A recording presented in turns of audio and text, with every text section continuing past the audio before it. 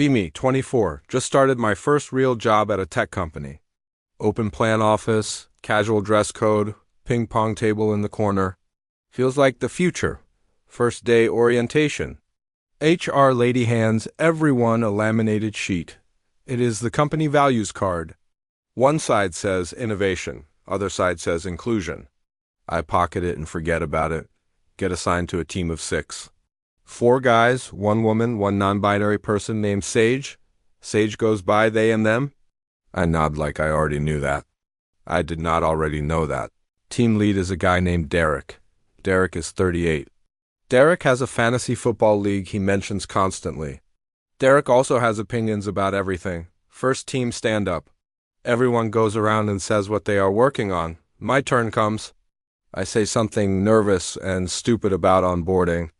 Priya, the woman on the team, helps me finish my sentence. She is kind about it. Derek laughs and says she always does that. I'm not sure what he means. First week passes. I am finding my feet. Priya is clearly the best engineer on the team. She fixes bugs before Derek even notices them. She documents everything. Nobody says this out loud. Derek has a habit. When Priya speaks in meetings, he starts nodding early. Not because he is listening, because he is waiting for his turn to talk. I notice this. I do not say anything. I am new. Second week, big planning meeting. The whole product team is there, maybe 20 people in the room. Priya presents a technical proposal she has been working on for 2 weeks. It is thorough. It has diagrams. It has risk analysis. It is genuinely impressive. Derek interrupts her on slide 3. Says he was just going to say something similar. Says he had the same idea last quarter. Nobody checks if that is true. Meeting moves on. Priya finishes her slides. People clap politely. After the meeting, Derek gets credit in the Slack channel recap. The message says Derek proposed the new approach. Priya is not mentioned. I read it twice thinking I misread it. I did not misread it. I go back to my desk. I eat my sad desk lunch. I think about whether to say something. I say nothing. I tell myself I am new. I tell myself it is not my place. I tell myself maybe I misread the room. I am very good at telling myself things. Weeks go by. I keep watching. Sage gets talked over too. But in a different way. People always pause slightly before responding to Sage, like they are translating. Like existing as Sage requires interpretation. One afternoon, Derek calls me over. He says, "Hey man," between us. He says Priya is good, but she is too sensitive. He says she takes everything personally. He says she needs to toughen up if she wants to lead a team someday. I ask what she took personally. He says she got weird about the planning meeting credit thing. He says women always make it about gender. I nod slowly. I do not agree. I also do not disagree out loud. I go back to my desk. That night I think about Derek's words. I think about my dad. My dad used to say similar things. He would say women are too emotional for high-pressure jobs. He would say it like it was just a fact, like gravity, like weather. I never questioned it when I was 12. I am not 12 anymore. Next morning, Priya asks if she can look at my code. She finds a bug I've been staring at for 3 hours. She spots it in 40 seconds. She does not make me feel stupid. She just shows me the fix and walks away. I sit there feeling grateful and also something else. Something that is harder to name. I start paying more attention, not to drama, just to patterns. Like who gets asked to take notes in meetings, it is always Priya or Sage, never Derek. Never the other 2 guys. Never me. One day I offer to take notes. Derek looks at me like I said something in another language. Then he laughs and says, "Sure, buddy." Sage catches my eye across the table, gives me a small nod. I feel weirdly proud of a very small thing. Month 3. Performance reviews are coming. Derek pulls each of us aside for a pre-review chat. My chat lasts 25 minutes. He talks about my potential, about leadership pathways, about how I remind him of himself at my age. I feel a little uncomfortable at that last part. I later find out Priya's chat lasted 8 minutes. She told me this casually, like it was just information, not a wound. I am starting to understand that some people learn to carry things casually, because there is no other option. Review results come back. I get exceeds expectations. I have been there 3 months. Priya meets expectations. She has been there 2 years. She has shipped 4 major features. She has never missed a deadline. I stare at that for a long time. I am not the kind of guy who makes speeches. I am not an activist. I did not grow up with strong political opinions. My opinions were mostly about football and which streaming service had better content. I was not paying attention to any of this stuff. But something about that review result sits wrong in my chest. Like a thing you cannot swallow and cannot spit out. I go talk to Priya. I do not really know what to say. I say, I thought your review would be better. She looks at me for a moment. Then she says, yeah, me too. Then she says, this is the 3rd year in a row. She says it the same way you'd say it rained again today. Like the weather, like gravity. I say that seems wrong. She says it is wrong. She says she has tried flagging it. She says HR was very empathetic. She says nothing changed. I ask what she is going to do. She says she is already interviewing elsewhere. She says she has been interviewing for 2 months. She says she is tired. I do not know what to do with that. So I just say I am sorry. She says thanks. We go back to our desks. 2 weeks later, Priya gives her notice. Derek sends a Slack message saying she will be missed. He uses a sad face emoji. I read it and feel something that I think is rage, but softer. Disappointment, maybe? Or the kind of tired you get from watching something happen slowly. The company posts her job listing the next day. Senior engineer, the salary range is listed. It is higher than what Priya told me she was making. I checked twice. I am not misreading it. Priya's last day, there is cake in the kitchen. Chocolate with her name on it in green frosting. Someone got a card and everyone signed it.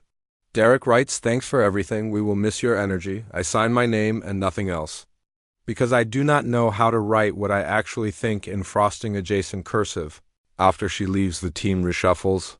I get assigned some of her projects. I quickly realize how much she was carrying. Like actually carrying, not in a metaphor way. The entire authentication system depends on her decisions way. It takes me and 2 other people to cover what she was doing alone. Nobody says this at a team meeting. Nobody puts it in a retrospective. Nobody connects the dots out loud. But we all feel it. Derek seems fine. Derek is always fine. Derek is a man who has never had to count his own labor, because it has always been counted for him. I start noticing this pattern elsewhere, not just at work. I call my mom one weekend. She has worked at the same hospital for 19 years. She is a nurse coordinator. I ask her about her job. She talks for 40 minutes. She talks about managing schedules and training new staff and covering shortfalls. Then she mentions her male colleague got promoted to department head. She trained him. She literally trained him. She says this like it is a funny story. She laughs at the end. I do not laugh. I ask if that bothered her. She pauses. She says, honey, I stopped letting things like that bother me a long time ago. I say, why? She says because being bothered does not pay the mortgage. I sit with that for a while. I think about what it means to stop being bothered, whether it is wisdom or whether it is something that was taken. I go down a rabbit hole that weekend. I read about the pay gap. Not the surface level stuff, the actual research, with controls for industry and hours and experience. Even with those controls, there is a gap. It is smaller than the raw number. It is still there. It is persistent across decades. I read about the emotional labor concept, coined by a sociologist in the 80s, about how women in service jobs were expected to manage customer feelings as part of their job, but were not compensated for it. That concept has expanded a lot since then. People apply it to office dynamics, to home dynamics, to the way Priya always smoothed things over in meetings without anyone noticing. I read the counterarguments too. There are people who say women choose lower paying fields, that the gap is about choices, not discrimination, that feminism has overcorrected and now men are the ones disadvantaged. I read those arguments seriously. I do not think they are entirely wrong about everything. I also do not think they account for why the choices exist in the first place, or who shaped the options. I'm not sure what I believe about all of it. I am 24 and I have been paying attention for about 4 months.